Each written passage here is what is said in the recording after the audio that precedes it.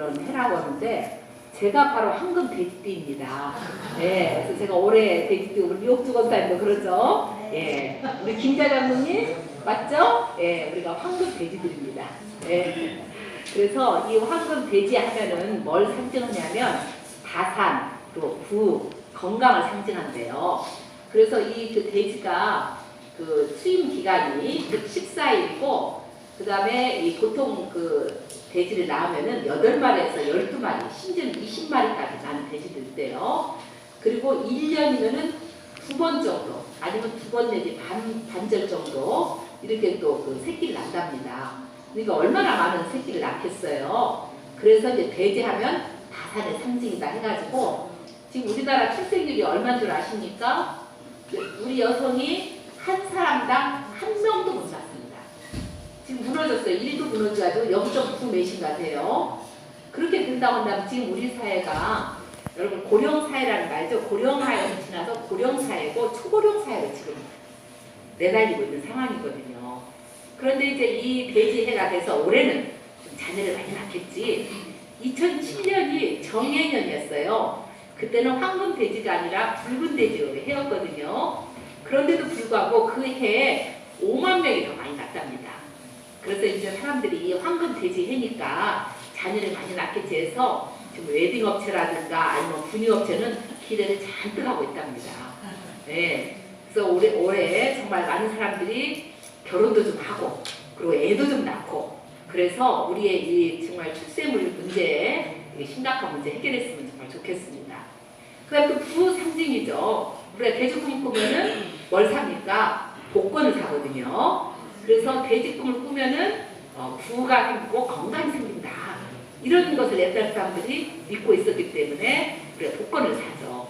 그 다음에 뭐 죽어가지고 돼지혈이라는 게 또 있다네요. 그 땅 중에서 여기에 묻히면은 또 자손이 그렇게 또 잘 된다는 거예요. 그래서 돼지혈에도 묻히려고 서로 사람들이 또 그런다는 거거든요.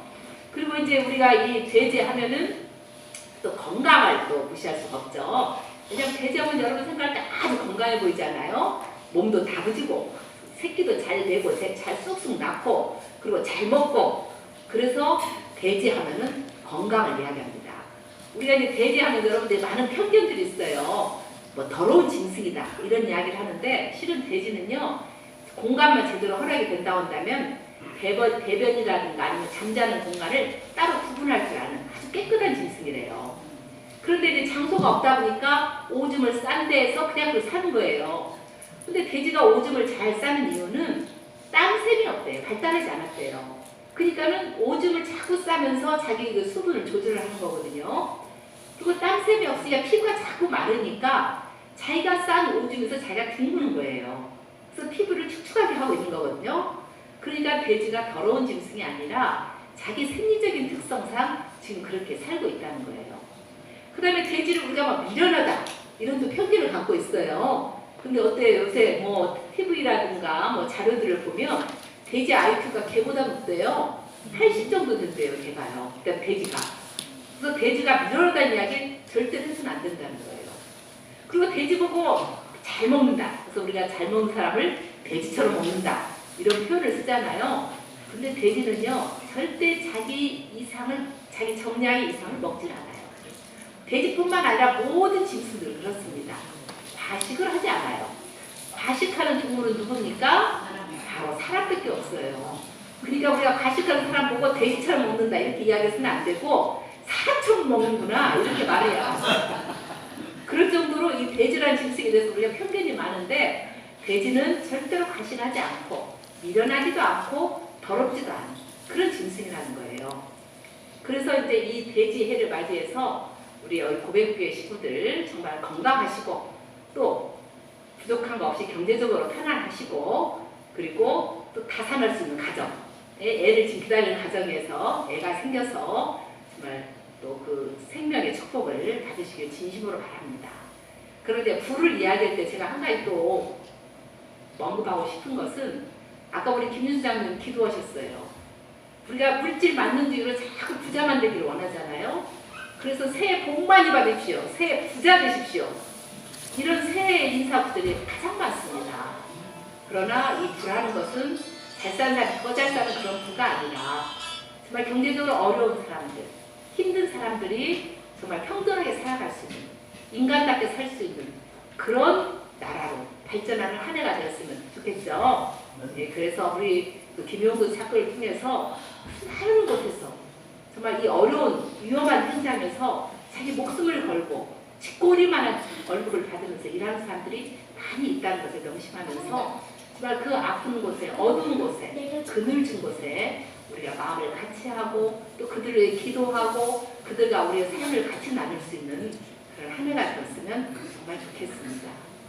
특히 저는 이제 오늘 건강 문제를 가지고 이야기를 해보고자 합니다. 우리 2019년 고백교회 표어가 성령이여 밝은 몸입니다. 이 몸의 건강이라는 것은 정말 중요하죠. 몸이 건강하지 않으면 다 소용이 없습니다. 돈도 소용이 없고 권력도 소용이 없고 그 모든 것이 하나도 좋아 보이질 않아요. 이 건강과 바꿀 수가 없을 정도로 중요한 것이 바로 건강입니다. 근데 이 건강이라는 것은 단순히 몸하고만 관련된 것이 아니거든요. 건강하기 위해서는 내 몸뿐만 아니라 마음도 건강하고 모든 것이 같이 더불어서 사회도 건강해야 그래야만이 우리 몸이 건강을 유지할 수가 있는 겁니다. 그래서 이 몸의 건강은 몸으로만 끝나지 않고 우리가 얼몸만 말 그러잖아요. 이 얼몸마을이 다 같이 연관이 있다는 거예요. 그래서 이 건강 문제는 통합적인 것이지 단순히 어떤 육체적인 그런 몸만을 이야기하고 있지 않다는 겁니다. 제가 이제 통계를 봤어요. 우리나라 사람들의 건강 상태가 어떠한가 보니까는요. 비만은 성인 남성의 경우 2명 중에 1명이에요. 근데 여기 계신 분 중에 반절은 비만인 확률이 있다는 이야기예요. 그 다음에 고혈압은 8명 중에 1명인가요? 그 다음에 고혈압은 3명 중에 1명이에요. 그 다음에 고콜레스테롤 혈증은 5명 중에 1명입니다. 그리고 당뇨병은 8명 중에 1명이고요. 암은 성인 3명 중에서 1명이 암에 걸리고 있다. 이런 통계를 보면 우리 사회는 마치 난치병 환자를 대량 생산하는 공장과 같다.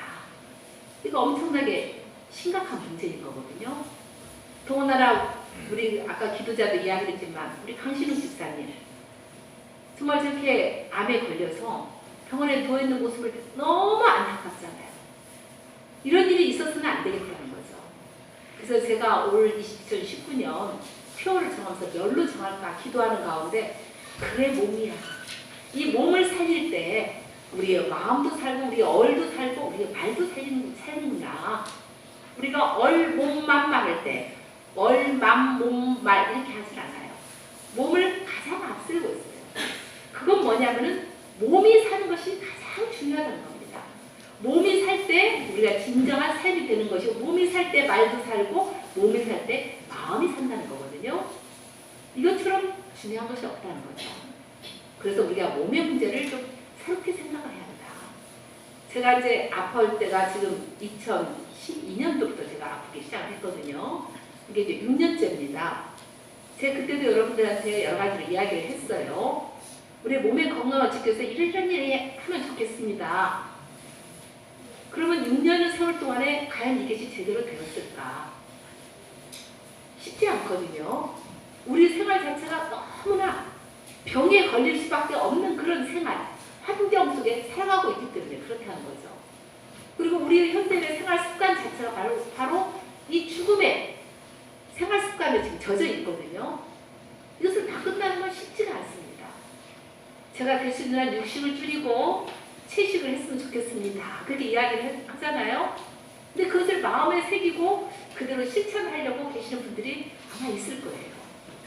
그리고 아마도 제가 그때 이야기할 때부터 육식, 우리 고백교회 식구들 가운데는 육식이 좀 줄어들고 채식을 더 늘리는 그런 분들이 저는 많아지고 있다고 보고 있습니다. 안식일교예요. 그래서 제가 한 20년 전인가요? 우리 한 목사님이 금연에 대해서 관심을 많이 가지고 있어요. 그래서 어떻게든지 자기 그 친한 친구가 결혼을 한 3달 앞두고 폐암으로 죽었어요. 담배 때문에 그러거든요.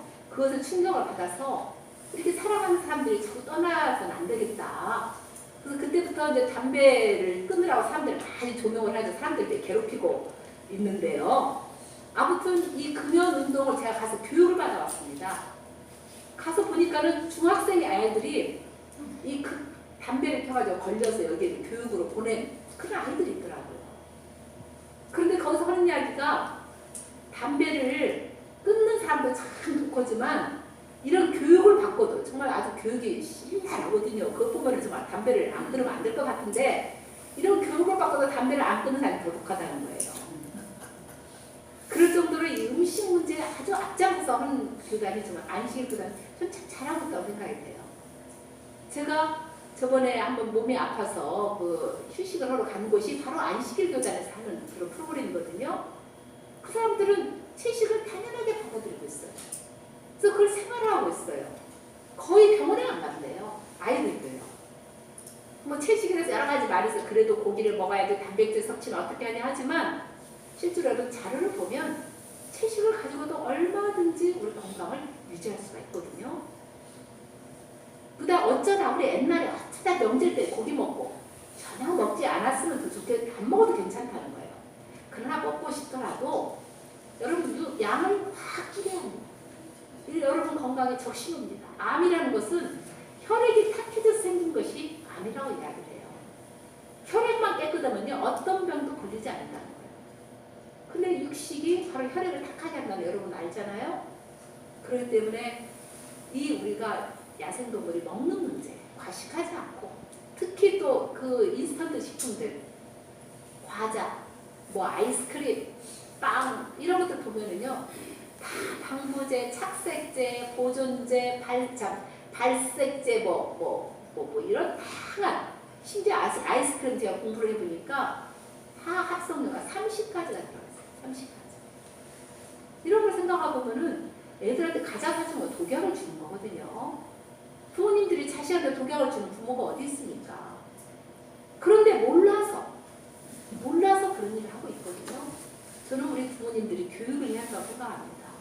모를 때는 막 먹어요. 내가 이 유혹을 이기기 위해서 가장 중요한 건 뭐냐면 교육을 받는 겁니다. 거기다 공부를 하는 거예요. 저도 그 과자가 그렇게 아이스크림 그렇게 나쁜지 모를 때는 그냥 가끔 별로 문제없이 먹었거든요. 근데 그 책을 읽고 나서는 저는 그 뒤로는 제가 거의 한 번도 먹었나요? 먹질 않았어요. 먹을 수가 없더라. 그래서 교육이 그만큼 중요한 겁니다. 지금 야생동물이 이렇게 병에 걸리지 않고 건강한 것은 음식 문제뿐만 아니라요. 옷을 입지 않는다는 거예요. 그건 뭐냐? 산소 공급이 잘 된다는 거거든요. 우리가 주로 밀폐된 공간에서 많이 삽니다. 학생들은 도시에서 주로 살아요. 직장인들은 그냥 사무실에 살아요. 여름에는 에어컨, 겨울에는 스틱.